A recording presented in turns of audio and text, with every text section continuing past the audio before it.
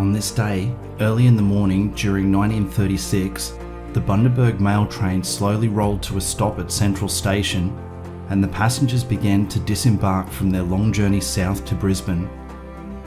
Arthur Shaw, a jovial equipment porter, moved between the sleeper carriages in order to collect the linen for cleaning, and stumbled across what became known as one of the most cold-blooded murders committed in Queensland.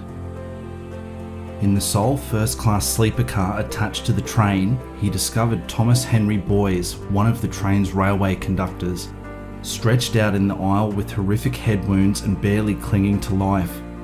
Looking around, Shaw then spotted a passenger, Harold Spearing, in one of the nearby bunks with his head beaten to a pulp. A second passenger, Francis Costello, lay in another bunk nearby, barely alive, unfortunately slipping away on the frantic race to the hospital. The police immediately attended the scene and the manhunt for the killer began. Within days, the investigation led police on a truly bizarre goose chase, all the way south through Murwillumbah to Sydney, and then further south again to Melbourne, where a suspect was finally arrested at the Victoria Coffee Palace in Little Collins Street. Amazingly, the suspect Herbert Kopit had attempted to disguise his appearance by dressing as a woman in an effort to slip through any awaiting police. Unshaven and poorly dressed, it didn't take long for his ruse to fail, remarking to arresting officers that his female garb was actually a prank.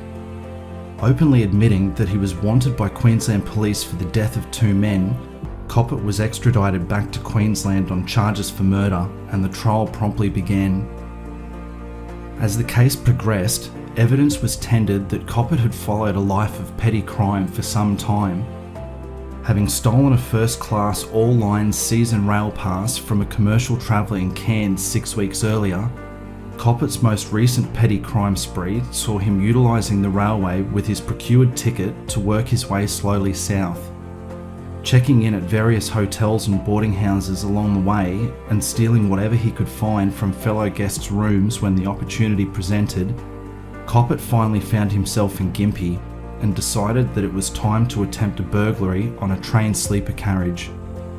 Grabbing a tyre lever from a truck parked alongside the station and wrapping the implement in a piece of newspaper, the thief boarded the train with his stolen pass around midnight and moved towards the sleeping car.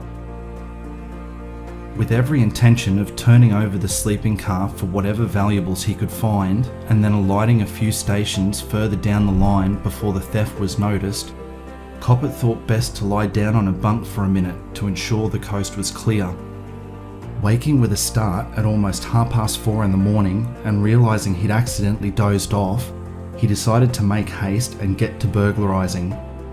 As the train passed through Petrie on its path to Brisbane, Kopit began to rifle through the pockets of one of the 2 still slumbering passengers in the sleeper car, when his escapades were disrupted by the conductor, Tom Boys. Realising he'd been caught in the act, despite the multitude of options he had available to him, Kopit reached for the tyre lever he'd secreted away before boarding the train and viciously attacked his accuser. As Boys lay unconscious and bleeding on the floor, Kopit turned to spy Costello sitting upright in his bunk, having just witnessed the horrifying assault. Needless to say, Costello was immediately set upon next and fared little chance against his physically fit 23-year-old attacker. Not wanting to risk leaving another witness in the car that might raise the alarm, Kopit then turned his attention to the remaining still sleeping passenger, horribly bludgeoning Spearing, who never stood a chance. Covered in blood from the triple attack, Kopit stripped himself and redressed in one of his victim's clothes, threw the tyre lever from the sleeper car's window as the train passed through Eagle Junction, and alighted at Wooloowin Station. Thus, Kopit's bizarre trip via taxi car, train and foot south to New South Wales and Victoria would begin, finally ending dressed as a woman in a Melbourne coffee shop. After an unsuccessful attempt to plead not guilty by way of insanity during his sensational trial, Kopit was sentenced to life imprisonment for the murders and was transferred to Bogger Road Jail in order to serve out his sentence. Fittingly, as some would argue, he would never see out his full sentence. dying in the Brisbane General Hospital in 1951 after being transferred from the jail on the previous day, suffering from a severe bout of asthma.